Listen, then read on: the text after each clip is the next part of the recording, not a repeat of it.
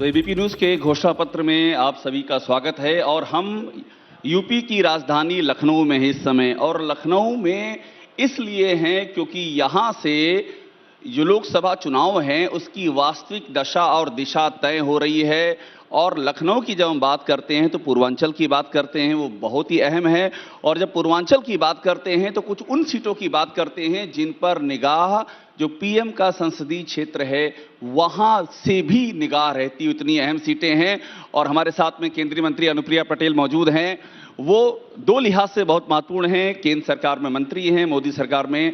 और दूसरा ये है कि यूपी का जो समीकरण है उसमें अपना दल की जो भूमिका है वो बहुत ही ज्यादा महत्वपूर्ण हो जाती है। इस लिहाज से भी अनुप्रिया पटेल को सुनना बहुत जरूरी हो जाता है। अनुप्रिया जी, बहुत स्वागत है आपका एबीपी न्यूज में। बहुत धन्यवाद। और आपसे मेरा पहला सवाल ये है कि अपना दल का इस चुनाव में, क्योंकि आप लोग जब भी आपसे मैं बात करता हूं तो आप विस्तार की बात हमेशा करती हैं कि कुछ और बड़ा करना है, यानी कि जहां थे उसके और आगे जाना है। तो 2019 और अब ये 2024, इन 5 सालों में वो लोकसभा चुनाव भी आपने लड़ा, 2 सीटें थी, दोनों आपने जीती, 100% स्ट्राइक रेट रहा आपका। और अब ये 2024 आ गया है, तो वहां से यहां तक में आपका जो सफर रहा है लोकसभा टू लोकसभा, कितना आपको लगता है कि अपना दल के लिए इस बार की सिचुएशन कितनी ज्यादा बेहतर होगी? देखिए, विस्तार तो पार्टी का हुआ है। आज अपना दल उत्तर प्रदेश की तीसरी सबसे बड़ी पार्टी है।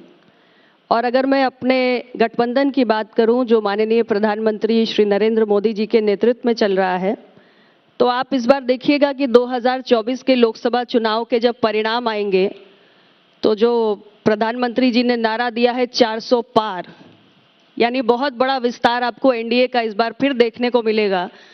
और अपना दल की यही कोशिश होगी कि इस 400 पार में जो उत्तर प्रदेश का 80 का लक्ष्य है उसको पूरा करने में हमारा योगदान हो। आज हम 5 साथी हैं उत्तर प्रदेश में एनडीए के, और जहां भी जिस भी साथी दल का प्रत्याशी होगा, एनडीए का प्रत्याशी होगा, हमारी कोशिश होगी कि वो सीट हम 100% जीते। यही हमारी विस्तार की परिभाषा है। आपने जो विस्तार की परिभाषा दी अनुप्रिया जी ने, आपने पूरा उसमें एनडीए को समेट लिया। और आपने जो 400 पार का नारा है उस पर आपने मोहर लगाई। आप इस मोदी सरकार में मंत्री भी हैं, सहयोगी दल की मुखिया हैं, इस लिहाज से ये सब बातें आपकी प्रासंगिक हैं। मेरा सवाल थोड़ा सा और ज्यादा आप इसको नैरो करें, अपना दल पर लाएं। मैं सीट वाइज कहता हूं, आप 2 सीटों पर लड़ी थी। और आपसे जब भी किसी इलेक्शन के पर्सपेक्टिव में हम बात करते हैं तो आप अपना दल का इंपैक्ट वो बताती हैं कि कहां से कहां तक है। मात्र पूर्वांचल ही नहीं है, रामपुर भी है, और भी कई इलाके हैं जहां पर आपको लगता है कि वोटर आपका साथ देते हैं। उस पर्सपेक्टिव में अगर आपसे मैं पूछूं कि पिछली बार की जो 2 सीटें वो काफी हैं या आपकी जो मुस्कुराहट बता रही है कि संख्या बढ़ने वाली है? देखिए, ऐसा है, मैं फिलहाल सीटों की संख्या तो आपको नहीं बताऊंगी, कुछ समय बाद आपको पता चल जाएगा। ब्रेकिंग न्यूज हो जाएगी, अभी बता देंगे आप तो? हाँ, अभी ब्रेकिंग न्यूज आपको नहीं दूंगी, लेकिन इतनी ब्रेकिंग न्यूज जरूर दूंगी कि अपना दल ने 2014 हो या 2019 हो, स्ट्राइक रेट 100% रखा है। इस बार भी जितनी सीटें लड़ेंगे स्ट्राइक रेट 100% होगा। ये अपना दल की मुखिया के तौर पर ये आप लोकतंत्र में ये बात आप रखने के लिए सदैव स्वतंत्र हैं और हर नेता चाहता है कि उसकी पार्टी का स्ट्राइक रेट ऐसा ही हो। लेकिन मेरा ये सवाल आपसे है, एक बार फिर से मैं कोशिश करूंगा कि आप थोड़ी ब्रेकिंग न्यूज दे पाए हमको। सीटें पिछली बार जो 2 लड़ी थी, क्या उस थ्रेशोल्ड को पार करने की आप सोच रही हैं? आपका दावा बनता है कि आप 2 के आगे जाएं? आप सीटों की संख्या में मत उलझिए, अपना दल को आप बस देखते जाइए। धीरे धीरे धीरे धीरे अपना दल एनडीए के घटक के रूप में आज उत्तर प्रदेश की तीसरी सबसे बड़ी ताकत बन चुका है। यही हमारा कमिटमेंट है, यही हमारा संकल्प है। सामाजिक न्याय की जिस विचारधारा को लेकर अपना दल की नींव रखी गई थी, आज उसी विचारधारा को हम निरंतर एक एक चुनाव के साथ और ज्यादा वो हमारी सामाजिक न्याय की राजनीति परवान चढ़ती जा रही है और एनडीए का घटक बनके और तेजी से परवान चढ़ रही है। और आगे आगे आप देखते जाइए। तो आगे आगे देखिए, होता है क्या इब्तिदाए इश्क है, रोता है क्या, जो एक शेर है।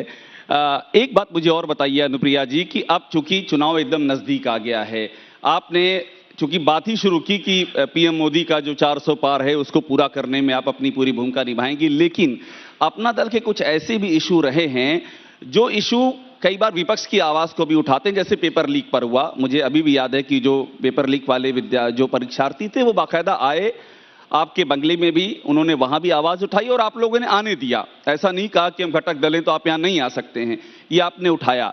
तो आप मुझे ये समझाइए कि जब आपने सत्ता पक्ष में होते हुए भी वो इशू उठाया, तो इस चुनाव में क्या जनता आपसे ये नहीं पूछेगी कि उस पर आपका आज की तारीख में स्टैंड क्या है? आपको लगता है कि सरकार से वहां पर मिस्टेक हुई थी? ये एडमिशन की अगर बात इस चुनाव में आती है एज ए मुद्दे के तौर पर, तो वो आपके लिए एक इशू है? देखिए, अपना दल ने जनहित से जुड़ा हुआ कोई भी विषय हो, उसे सत्ता में रहें या विपक्ष में रहें, हम हमेशा मजबूती से उठाते हैं। और आपके इस चैनल पे मैं ये कहना चाहती हूं कि हमारे एनडीए गठबंधन में सभी घटक दलों को पूरी स्वतंत्रता है। हमें कभी ये नहीं कहा जाता कि आप किसी विषय को नहीं उठा सकते हैं, और अपना दल ने पूरी मजबूती से हर विषय को उठाया है। पेपर लीक का मसला गंभीर मसला है, युवाओं के भविष्य से जुड़ा हुआ मसला है, लेकिन हमारे प्रदेश के मुखिया ने इस पर कड़ी कार्रवाई की है, त्वरित कार्रवाई की है, और हमारी कोशिश है कि ऐसी घटनाओं की पुनरावृत्ति ना हो। और युवाओं के भविष्य को सजाने संवारने के लिए भारत सरकार से लेकर राज्य की सरकार ने बहुत सारे कदम उठाए हैं। आगे आगे ये चर्चा बढ़ेगी तो हम उसमें भी और बात करेंगे। मतलब आप ये एकदम पेपर लीक को अवॉइड नहीं कर रही हैं, आप खुल के बोल रही हैं आज भी पेपर लीक के मुद्दे पर। मैं बिल्कुल कह रही हूं कि हमारी सरकार ने इस पर त्वरित कार्रवाई की है, कठोर कार्रवाई की है। भविष्य में ऐसी कोई घटना ना हो, इसको हमारी सरकार इंश्योर कर रही है।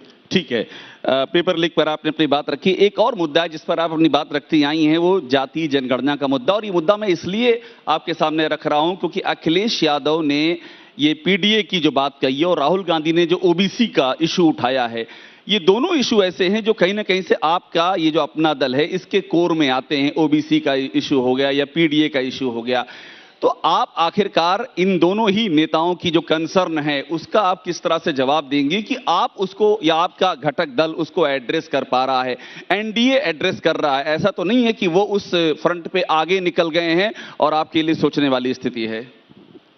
अब आप थोड़ा मुझे समय देंगे क्योंकि मैं जरा लंबा बोलूंगी इस विषय पर। बीच में कोई सवाल आ गया तो पूछ सकता हूं। जनगणना का विषय कांग्रेस पार्टी उठा रही है। 100% समर्थन अपना दल इसका करता है। पिछड़ा, दलित, अल्पसंख्यक की बात होनी चाहिए, 100% इसका समर्थन है। मेरा सवाल ये है, कांग्रेस को या समाजवादी पार्टी को पीडीए की या कास्ट सेंसस की चिंता विपक्ष में आने पर क्यों हुई, सत्ता पक्ष में रहते हुए क्यों नहीं हुई? कांग्रेस की सरकार थी, यूपीए की सरकार थी, समाजवादी पार्टी साथ में थी, समाजवादी पार्टी की तो राज्य में भी सरकार थी, तब आपको कास्ट सेंसस की याद क्यों नहीं आई? आज आपको याद आ रही है, अच्छी बात है, लेकिन आपको विपक्ष में रह के याद आ रही है, ये थोड़ा सा चिंताजनक है। अनुप्रिया जी देखिए, एक बात मैं यहाँ टोकूंगा। आपने लंबा बोलने के लिए कहा था और आपका हक है, आप सत्ता पक्ष में हैं, अपनी बात रख सकती हैं क्योंकि आपको जनता को बताना है। लेकिन मेरा ये कहना है कि सत्ता तो जवाब देने के लिए होती है, सवाल तो विपक्ष पूछता है। जवाब आपसे ये मांगा जा रहा है कि आप अगर कहती हैं कि जाति जनगणना को आपका फुल सपोर्ट है, आप अगर ये कहती हैं तो बतौर एनडीए घटक दल आप इसको इंश्योर कराने की दिशा में क्या कदम उठा रही हैं, अगर आप ये मुद्दा आपके दिल के इतना ही करीब है? मेरे दिल के करीब जो मुद्दे हैं उनके लिए मैं पूरी तरीके से खुलकर आवाज उठाती हूं, और मेरी सरकार में मैं गर्व से कहती हूं कि उन मुद्दों का समाधान भी होता है। आपने मुझे बीच में रोक दिया, मैं कहानी थोड़ा आगे बढ़ाना चाहती थी। मैं आपको एक नहीं अनेक उदाहरण दे सकती हूं। एक उदाहरण जो मेरे दिमाग में अभी आ रहा है, वो नीट की जो परीक्षा होती है उसमें ओबीसी कोटा एमबीबीएस की पीजी सीट्स में लागू नहीं था। जब देश में यूपीए की सरकार थी, समाजवादी पार्टी का समर्थन था, आप पीडीए की बात कर रहे हैं। मुझे ये जानना है कि तब क्यों नहीं किसी को चिंता हुई, ना कांग्रेस को ना समाजवादी पार्टी को, कि नीट में ओबीसी के बच्चों का हक मारा जा रहा है, हजारों स्टूडेंट्स का हर वर्ष नुकसान हो रहा है। आप करवा सकते थे ना, आपने निर्णय क्यों नहीं करवाया? लेकिन मैंने इस विषय को देश के माननीय प्रधानमंत्री जी के समक्ष उठाया और इसका प्रधानमंत्री जी ने समाधान किया और बहुत जल्द समाधान किया। ये मैं बताना चाहती हूं उत्तर प्रदेश की जनता को कि मेरी पार्टी क्या करती है। यूपी के अंदर बहुत सारे हमारे ऐसे दल, समाजवादी पार्टी जैसे, जो यूपीए की सरकार में समर्थन कर रहे थे। कितने साल, 10 साल सरकार चली, ओबीसी आयोग को कॉन्स्टिट्यूशनल स्टेटस देने का विषय उठता रहा, क्यों नहीं इसका समाधान हुआ? क्यों वेट किया गया? 10 साल खत्म हुए, मोदी जी की सरकार आई, संविधान संशोधन तो तब भी लाया जा सकता था ना। अगर आपको पीडीए की चिंता थी तो वो 10 साल कम थे क्या? एक कॉन्स्टिट्यूशनल अमेंडमेंट लाके ओबीसी कमीशन को आप संवैधानिक दर्जा क्यों नहीं दे पाए? तो यहां कमिटमेंट चाहिए होता है। मैंने तो इस विषय के लिए भी आवाज उठाई। तो देश की जनता जानती है, उत्तर प्रदेश का ओबीसी का जितना भी मतदाता है वो जानता है कि ओबीसी के हितों से जुड़ा हुआ कोई भी मसला हो, हमारी पार्टी निरंतर उसे उठाती है। कई मसलों का समाधान हुआ है, कई मसलों का आने वाले समय में हो जाएगा।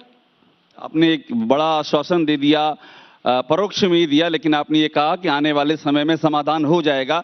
अगले मुद्दे पे आऊंगा, लेकिन चूंकि ये बात आपकी बहुत महत्वपूर्ण, जब आप कहती हैं आने वाले वक्त में समाधान हो जाएगा, क्या इसका ये इंटरप्रिटेशन हो सकता है कि अनुप्रिया पटेल ये कह रही हैं कि आने वाले वक्त में बीजेपी सरकार या एनडीए सरकार, अगर आपकी सरकार आती है, वो जाति जनगणना करा सकती है? क्या आप ये कह रही हैं? देखिए, पहले तो अगर का कोई प्रश्न ही नहीं है। अगर शायद आपके मस्तिष्क में हो, देश की जनता के दिमाग में अगर है ही नहीं, जाति जनगणना कराई जाएगी। इस देश के अंदर तीसरी बार मोदी जी के नेतृत्व में एनडीए की सरकार बनने जा रही है। देश की जनता को हमारे गठबंधन की सरकार के 10 सालों की जो कामकाज रहे, जो उपलब्धियां रही, उसे जनता ने देखा है और उसे हमारे गठबंधन पे विश्वास है। तो अगर सरकार बनी तो ये प्रश्न नहीं है। जहां तक जातीय जनगणना का विषय है, मैं एनडीए की घटक हूं। मेरी पार्टी का क्या मत है मैं स्पष्ट रूप से रख रही हूं, और मोदी सरकार का जो ट्रैक रिकॉर्ड है ओबीसी के विषयों को हल करने का, आपको मैंने 2 उदाहरण दिए, ऐसे अनेक उदाहरण हैं। 13 पॉइंट रोस्टर का विषय जब आया था तो उसे खत्म करके 200 पॉइंट रोस्टर की बहाली यूनिवर्सिटीज में मोदी जी की सरकार ने संसद में कानून बनाकर की थी। तो ऐसे एक नहीं अनेक विषय हैं, और इसलिए उम्मीद पर दुनिया कायम है। जब इतने विषयों के लिए हमने संघर्ष किया और उसका समाधान हुआ है, तो हमारा ट्रैक रिकॉर्ड जो है वो उम्मीद की एक किरण पैदा करता है कि आने वाले वक्त में क्यों नहीं। और ये उम्मीद की किरण की बात आप जाति जनगणना के संदर्भ में कह रही हैं, ये बहुत महत्वपूर्ण है। आप बार बार घुमा घुमा के पूछ रहे हैं, मैं आपको बिल्कुल स्पष्ट रूप से कह रही हूँ, मैं एकदम स्पष्ट बोल रही हूँ, मैं घुमा के बात ही नहीं करती। मैं बिल्कुल स्पष्ट बोल रही हूँ कि हमारी सरकार का जो ट्रैक रिकॉर्ड है, ओबीसी के हितों से जुड़े हुए ऐसे तमाम मसले जिनका समाधान पिछली किन्हीं सरकारों में नहीं हुआ, यूपीए की सरकार में नहीं हुआ, जिसमें सामाजिक न्याय की बात करने वाले तमाम दल शामिल थे, तब भी नहीं हुआ। हमारी सरकार ने उन तमाम मसलों का समाधान किया है। एनडीए के घटक के रूप में निरंतर अपना दल जातीय जनगणना की वकालत कर रहा है, हम इसके पक्षधर हैं, और मोदी सरकार का ट्रैक रिकॉर्ड देखते हुए ये उम्मीद भी है कि आने वाले भविष्य में जातीय जनगणना भी हो सकती है। बहुत आपने खुल करके बोला और बहुत ही साफ गोई से बोला ये बात, और ये बात आपकी बड़ी मायने रखती है आज की राजनीतिक हालातों में। चलिए, हम यूपी की बात कर रहे थे, ओबीसी। एक इशू और अभी उठाऊंगा, चूंकि आप केंद्र सरकार में मंत्री हैं, और इसलिए मैं थोड़ा सा लखनऊ से दिल्ली की ओर चलता हूं। एक दिल्ली में घटना घटी है, अरविंद केजरीवाल को अरेस्ट किया गया है, आपकी जानकारी में होगा और सबकी जानकारी में है। मुझे एक बात बताइए, वो इस बात पर अड़े हुए हैं आज की तारीख में अनुप्रिया जी कि वो जेल में रहते हुए ही सरकार चलाएंगे और वो इस्तीफा नहीं देंगे। ये एक तो ये भी अपने आप में इतिहास है कि सिटिंग सीएम को पहली बार अरेस्ट किया गया है, लेकिन अब दूसरा इतिहास ये बनने जा रहा है कि जेल में रह करके ही वो सरकार चलाएंगे। आपका अपना अनुभव और आपकी अपनी सोच इस पर क्या है? मैं किसी की नैतिकता को तय नहीं कर सकती। हम सब राजनीति में आए हैं, और राजनीति हमारे लिए देश की सेवा का, जनता की सेवा का सबसे बड़ा मंच है। मुझे लगता है कि ये फैसला एक लीडर को स्वयं लेना होता है। तो मैं इस पर कोई टिप्पणी नहीं करूंगी कि उन्हें इस्तीफा देना चाहिए या नहीं देना चाहिए। ये सवाल नैतिकता का है, और मुझे लगता है कि एक लीडर को ये स्वयं तय करना होगा। ये आपको मैंने नोटिस किया है कि आप एनडीए के साथ होते हुए भी कई मुद्दों पर आपकी अपनी ही राय होती, जो कि बीजेपी तो साफ तौर पे कह रही है कि ये जो हुआ है करप्शन है, और इस्तीफा देना चाहिए। एक बात और इसमें आपकी इस बात का रिस्पेक्ट करते हुए कि आप कह रही हैं कि लीडर को तय करना चाहिए, ठीक है, वो अपनी पार्टी के लीडर है, उनकी सरकार है, वो तय करे, लेकिन क्या आप ये मानती हैं, जो कि बीजेपी आपका सबसे बड़ा जो लीडिंग दल है वो मानता है कि एक्साइज पॉलिसी करप्शन हुई है, ईडी कहता है कि वो इसके सरगना है, किंग पिन है, इस पर क्या मानना है? आपको लगता है कि कुछ ऐसा हुआ है दिल्ली में, एक्साइज पॉलिसी में करप्शन हुआ है क्या? मैं जज नहीं हूं, मैं अदालत नहीं हूं, कोर्ट तय करेगी। जांच एजेंसियों का काम है जांच करना, एविडेंसेस प्रोड्यूस करना और उसके बाद अदालत के सामने उनके कॉग्निजेंस के लिए रखना, तो ये फैसला कोर्ट को करने दीजिए। अनुप्रिया पटेल ये कहने वाली नहीं होती हैं कि करप्शन हुआ है एक्साइज पॉलिसी में, अरविंद केजरीवाल ने करप्शन किया है, यह आरोप अनुप्रिया पटेल नहीं लगाने जा रही हैं। अनुप्रिया पटेल फैसला नहीं सुना सकती। अनुप्रिया पटेल सिर्फ ये कहेगी कि ईडी का काम है जांच करना, अगर ईडी मेरे को समन भेजती है तो मेरी जिम्मेदारी है कि मैं जांच एजेंसी के साथ कोऑपरेट करूं। मेरा अधिकार है कि मैं कोर्ट को रीच आउट करूं, कोर्ट का अधिकार है वो फैसला करे। आपकी जो बातें हैं अनुप्रिया, वो बहुत सारी ऐसी बातें हैं जो एक नई लकीर, अलग ही लकीर खींचती हैं, और ये बड़ी बात है घटक दल होते हुए भी।